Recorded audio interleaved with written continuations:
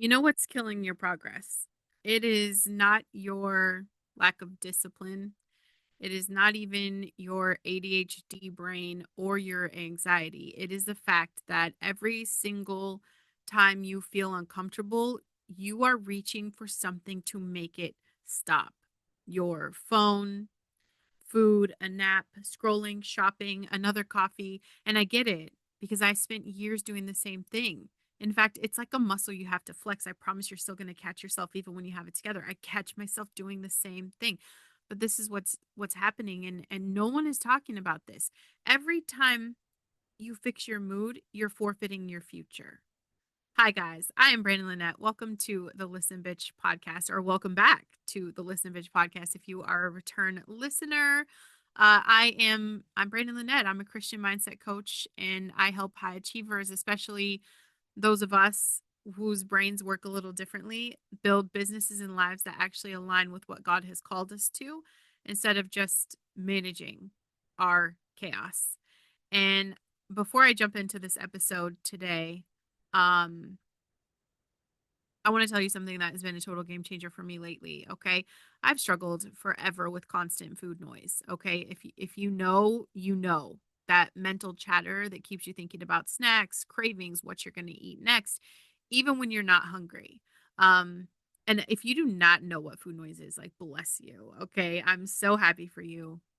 That's amazing. But there's a lot of people I think out there like me that struggle. And I found a product that literally shut the noise off. And it has given me so much mental energy back to focus on what matters. Like, it's a level of freedom that I didn't really know I was missing. Okay. So you guys can message me after the episode. Head to my website, brandonlynette.com. That's where you can grab books. You can hit the work with me button and email me. If email me if you just want to connect, I would love to hear from you. So here we go. Right. We have this dopamine trap we get caught in, and our brains are wired to seek pleasure. This is why we struggle when it comes to sitting still with discomfort. We are out to avoid pain. And it's this incredible gift that we've been blessed with, okay? We're not broken. It's literally how we're wired in our DNA structure. But it gets messy because if your brain is like mine, okay, neurospicy, you crave that stimulation, the novelty, instant relief. You sit down, to work on your business, and in 3 minutes you're just feeling off. And maybe it's boredom, maybe it's anxiety, maybe it's just that uncomfortable, like, I don't know what I'm doing feeling. So what do? You check your Instagram, you scroll Facebook, you check TikTok, you grab a snack, you reorganize your desk, you convince yourself you need to research one more thing before you start. Your brain is literally hijacking your future for a hit of dopamine right now. And the problem is, the more you feed that cycle, the stronger it gets. Like, you're training your brain that discomfort needs immediate relief. It's like building the muscle, but doing a bicep curl, feeling the burn, and then dropping the weight every single time. Like, you guys understand, when you're working out, the burn is the growth. Okay. And that is the same thing for everything that we're doing in this life. The burn is the growth. The discomfort is where the transformation happens. So I want you to start naming the feeling out loud. Like, I feel anxious. I feel bored. I feel like I don't know what I'm doing. And then commit to sitting in it for 5 minutes. Just 5 minutes, bitch. Like, set a timer. Let the feeling exist without fixing it. Pray through it. There is 100 moments in my day where I'm like, okay, God, I feel this. I feel this. Just today, I had 3 incredible moments where I'm like, okay, God, I feel this. I'm giving it to you. I'm not running. I'm not spiraling. Okay.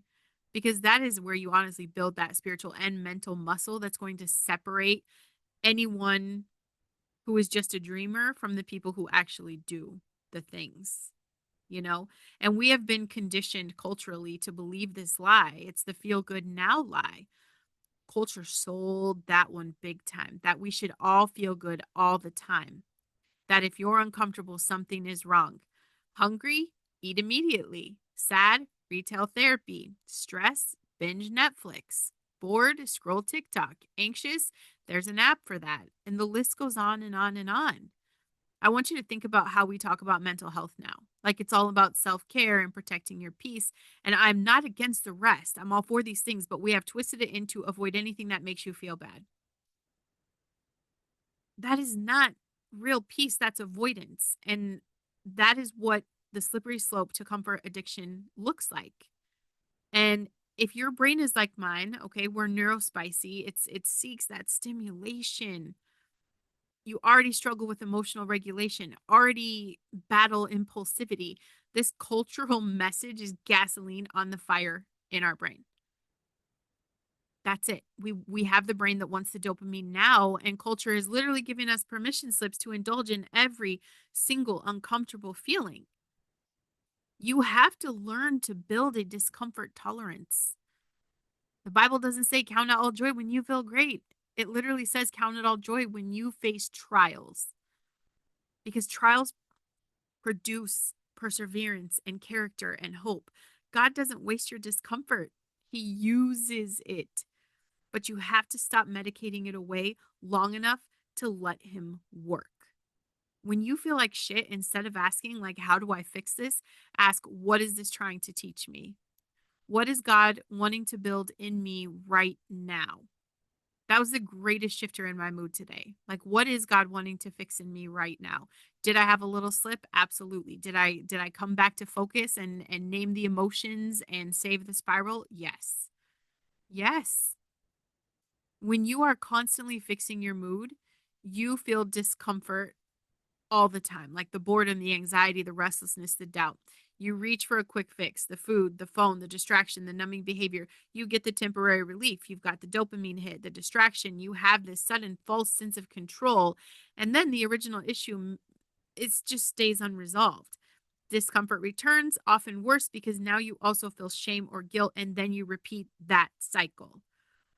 Imagine your life at that moment is like a house that's just flooding. Instead of fixing the pipe, you just keep mopping up the water. You are busy, you're tired as fuck, you feel productive, but the pipe is still broken, the house is still flooding. That's what's happening every time you fix your mood without addressing the root. You are just mopping an endless supply of water. And I work with people that are drowning in their own potential. They have the vision. You have the vision, you have the calling. You know God put something in you, but every time you sit down to build or write the course, record the content, start the podcast, reach out to the client, launch the offer, you hit a wall of discomfort. And instead of pushing through, you take a break. You do more research, you order more equipment, you work on your mindset, which is also known as consuming more content instead of creating. You gotta create, don't wait. You're not lazy. I mean, that was a story I told myself. Like, maybe I'm just lazy. I just don't want to do this.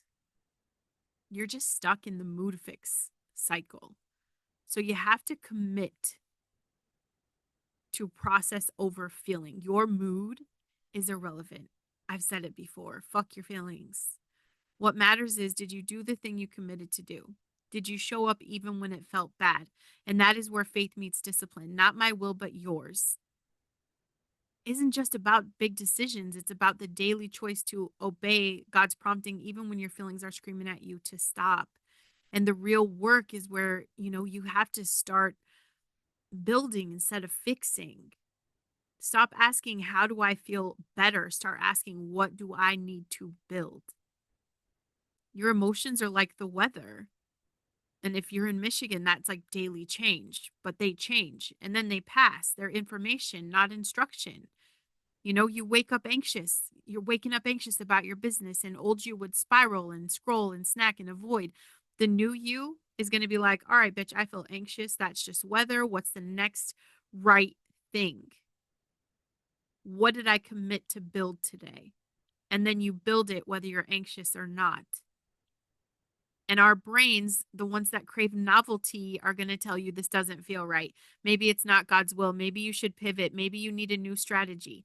No, bitch, you need consistency. You need to finish what you started. You need to build even when it's boring. Anchor to identity, not emotion. Like, I am someone who keeps commitments. I am someone who builds. I am a daughter of the king who finishes what she starts, and celebrate the process, not just results. Did you show up? That's a win. Did you do the work even though you didn't feel like it? That is growth. Pray through the discomfort, not for it to go away. That's it. God, I feel this. I'm not running. Show me what you're building in me. And be willing to look for that. You're going to look, and everything you look for, you're going to find it. Those are the things you should be asking for. And the devil loves when you're stuck. He loves when you're stuck in the mood fix cycle, because a distracted, comfort addicted believer is a neutralized believer. You can't be bold for the kingdom of God when you're medicating every uncomfortable feeling. You can't step into your calling when you're enslaved to your cravings. Think about every time God called someone in scripture to do something hard. You know, the girls and I are, we started the Bible over again in January. And so we're reading about all these people. Hard shit. Moses, Esther, Mary, Paul. Do you think they felt ready? Do you think they felt confident? Absolutely not. They were fucking terrified, uncertain, and absolutely uncomfortable. Hey, you're going to have a baby, but you've never had sex. And you're going to have to sell this to your husband. Your discomfort isn't a detour from your destiny, it's the doorway, okay? But if you keep slamming that door shut with distractions and dopamine, you're never going to walk through it. And I say that shit out loud. I'm like, ugh, going for the dopamine hit again, right? Every time I walk to the cupboard or pick up my phone or go in the room when the TV's on to see what everyone's doing. Come on, girl. I'm looking for a dopamine hit, okay? Embrace the suck. Literally. When you feel bad and you don't fix it, when you sit in the discomfort and you keep building anyway, you're not just growing a business, you're growing your own faith. Like, you're proving to yourself and the devil that your obedience to God is bigger than your feelings. And that, my friends, is when breakthrough happens. Okay. So here's what I want you to take away from this: your feelings are real. Okay. But they are not reality. The discomfort you're running from, that is where your growth is. That is where your breakthrough is. That is where God is trying to build something in you so he could build something through you. Stop fixing your mood, start building your life. And listen, if this made you uncomfortable, if this hit you right where you needed it, I want you to do three things for me. Number one, share this episode and send it to the one friend who is stuck in the scroll cycle or the snack cycle or the self sabotage cycle. Okay. Let's build a community of people who choose that obedience over comfort.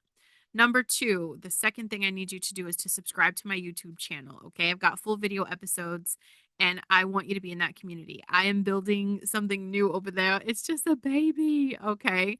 So if you're done playing small, ready to walk into your calling, please subscribe over there.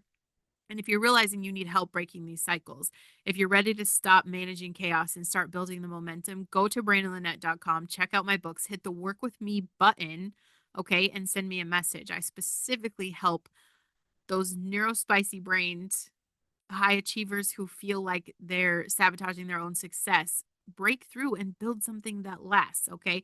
Your brain is not your enemy. You are not broken. No one else is luckier, better, prettier, smarter, more capable. That is just not true. And when you know that you have all this stuff inside of you and you have no outlet, you've not released your creativity and your passion, like, you're literally killing yourself from the inside out. Okay. Your future is too important to keep trading it for that temporary relief. Okay. Uh, that's it. I love you guys.